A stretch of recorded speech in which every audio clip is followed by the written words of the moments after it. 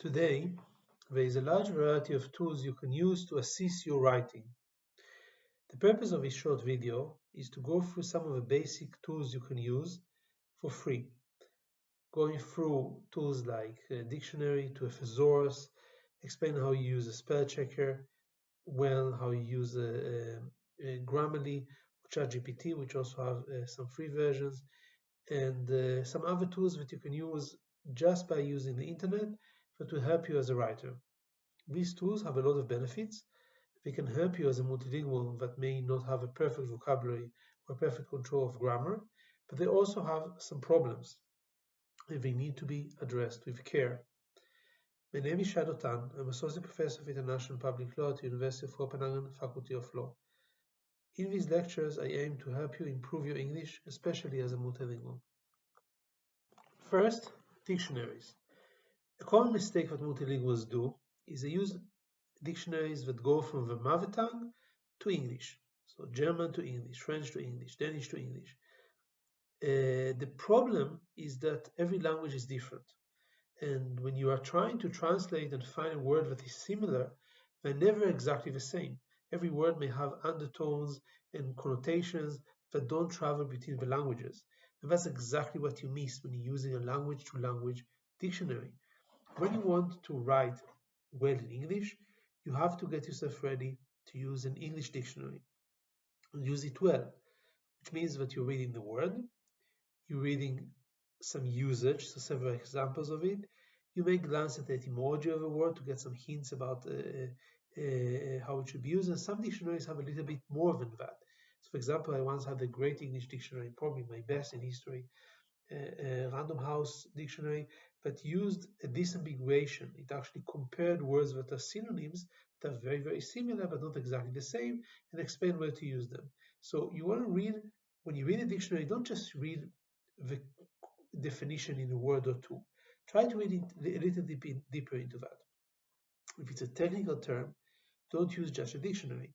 Use, for example, Wikipedia to find more about the term that you are describing, and do other searches on Google that try to make you sure you know what you're talking about.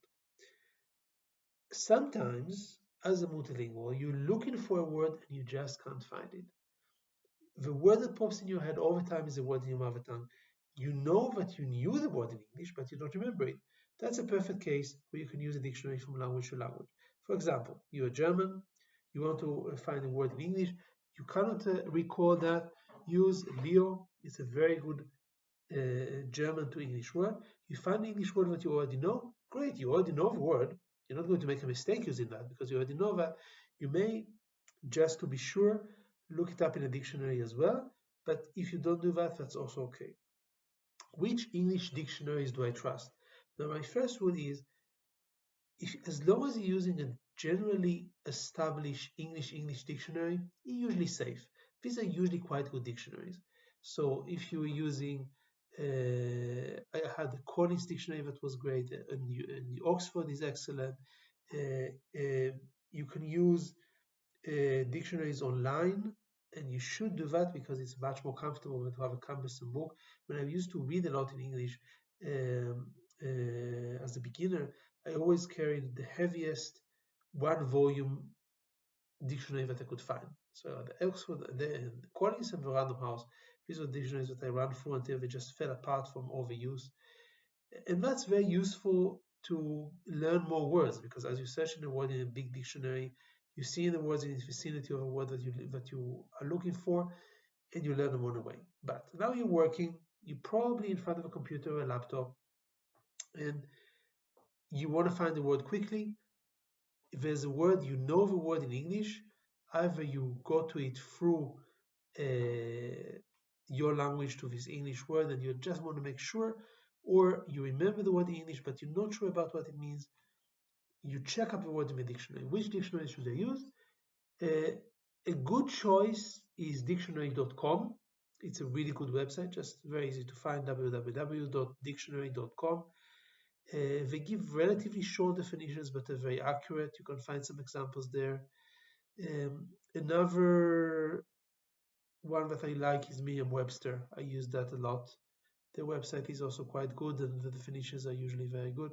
But if you look at Oxford or if you look at some others, that's perfectly fine. If you ask me what I think about Wiktionary, I say that it's a bit different in kind because the definitions are not consistent. Some of them are very thorough and also a good translation to other languages and a lot of examples. Some of them are not that good. So you can use Wiktionary, but just try to be sure that you find a definition that has been the subject of much work and editing, and it's quite a good one. But it's much less risky when you're using English to English dictionaries. That's really the key that I wanted to stress. Second tool, Thesaurus. Now, imagine that you're doing exactly what I'm expecting you to do, which is you're thinking in English. And now you're stuck because you cannot find a word that you're looking for. For example, you used one word in the sentence before, you're looking for a synonym so as not to appear repetitive. It's a very common thing in English or in any language. So you used something, you said the word terrific, but you are looking for a word and you know that there are other words out there that mean something similar to terrific. You just don't want to use the word terrific itself. So that's exactly why you need a thesaurus. You can open a thesaurus and you can find words that are synonyms, very similar to the word that you're looking for, and you can use them only if you already know what the word means. What I mean by that is that a thesaurus is a very, very dangerous tool. Just like it's a very bad idea to look up the word in German, find the word in English, and assume they mean exactly the same thing, that's also a very bad idea to look up the English word terrific, find a word that you didn't know existed, and then use that word again. Why is it such a bad idea if both of the words are in English? The problem is that every word in English is different and carries different connotations. They're not always exactly the same thing. They could be similar in one context and very different, sometimes even opposite in another context. They could have an undertone that you really don't want to convey. When I teach this in class, I usually open a thesaurus, which is a one that I recommend for you to use as you're writing. It's the same one that is used by the website dictionary.com. So there's thesaurus.com, or you can just go to dictionary.com and there's a tab at the top and choose thesaurus.com. It's quite a good thesaurus. But then what I do is I would search for a word and I would see the words that are the synonyms, and I would see that these words are quite different. And if you run it again, so if you look for synonyms of the word that you found, you will see that you get further and further away from the original meaning. So every word is different and carries a whole set of connotations that you just cannot miss. So why is thesaurus so useful? Just because the human immediate memory doesn't always work that well. So even if you know the word, it escapes you at a certain point. So you look it up in a thesaurus, you see, perfect.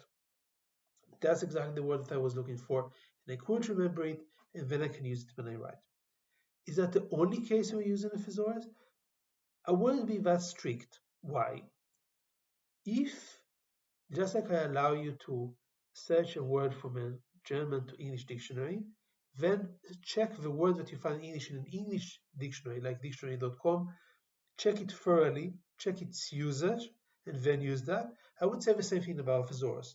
So if you found that the word terrific has a synonym fantastic, and you don't know what fantastic means, of course, most of you probably know this word, but this could happen that you find a word that, or fabulous, word that you don't know, but seems appropriate, or maybe you know it, but you're not sure what it means. There's a very quick solution. You go to upper tab in dictionary.com, you go to the dictionary, check the word, check the meaning, check the usage, and only then, when you're satisfied, then you can use it in your writing. Now, after we covered the dictionary and the thesaurus, which are both physical dictionaries and thesauruses that existed for hundreds of years, and digital versions that you can use, and versions that are on the internet, let's move on to tools that are relatively new. We start from a very basic one, spell checker. Spell checker is something that you always, always, always should use because even a very excellent writer in English can make typos, either because you misspell the word because you don't know it, or because you mistype the word and you were just careless. And I always tell my students, you use spell checker every single time when you finish writing the text. I recommend to first put the spell checker on as you're working, so you would see the red lines in Word showing that there's a problem. When you write, you read what you write as you go along, so read every paragraph, every chapter. At the end, read it again from the computer, then run a spell checker. It's important that even if you use a spell checker throughout, you run the spell check on the entire document when you're done, because you may have missed some of the red lines. And I also suspect that you don't always get these alerts from Word. I know this case when I was very, very careful, and only when I did the spell checking at the end did I find things that I missed when I was writing. So maybe your computer is not always showing the signals as you're writing. Run a full spell check. Then print the page and read from a printed page. You may find other mistakes. Why could you find other mistakes? Because some misspelled words are also other words that exist in English. So for example, the word bringing is a common word that I use all the time. I sometimes write by mistake brining, which is a very rare word, probably referring to brine, which is a thin soup. I don't really see how much it could be used, but it exists in English. So I could be a situation where the spell checker would not flag it out as a mistake, but it is a mistake. A more common mistake that I see among my students is they often write weather as in climate instead of weather as in if so. So W-E-A-T-H-E-R instead of W-H-E-T-H-E-R. It's a very common mistake, and the spell checker will not always note that. Now, the spell checkers are getting better, so now even the Word would probably flag it as a problem, and still there could be mistakes that you need to find by yourself. So don't trust the spell checker fully. So that's the first tool.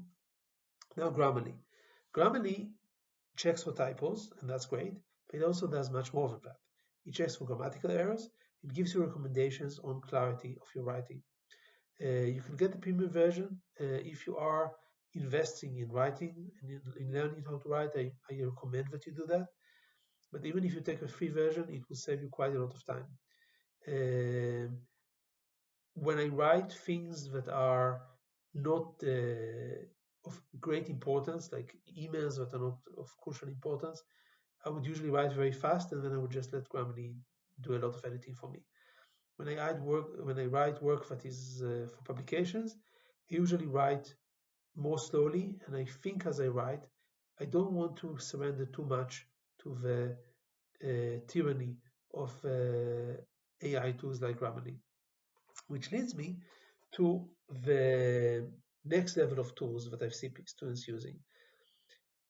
I many times received assignments that I thought I knew were written in another language and Google translated. This is something that is not acceptable. Many of my students did that also in a way that was so negligent that there were even words from the other language still somewhere in the text because Google Translate didn't recognize them. So they didn't even read what they were writing. And that's really bad. And that's obviously something that should not be attempted.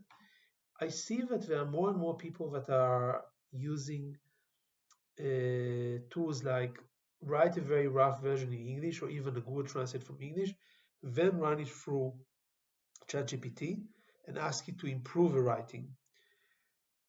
And I could imagine a situation where I would write in a language that I know well, would translate it, use ChatGPT to improve it, and then use Grammarly to check the result of ChatGPT. And the final result would be quite good because that's where the technology is today. It's quite a high level. I tried to test ChatGPT. I asked it to write shorter versions of longer text or to write an abstract based on introduction. It did quite a good work.